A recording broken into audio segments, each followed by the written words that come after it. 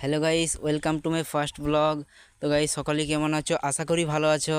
তো গাইস, যদিও আমার এটা ফার্স্ট ব্লগ নয়, তারপর বলছি যে এর আগে আমি একটা ফার্স্ট ব্লগ আপলোড করেছিলাম, তো সেটাতে সেরকম আমি রেসপন্স পাইনি কিংবা সাপোর্ট পাইনি। তো প্লিজ একটু সাপোর্ট করো।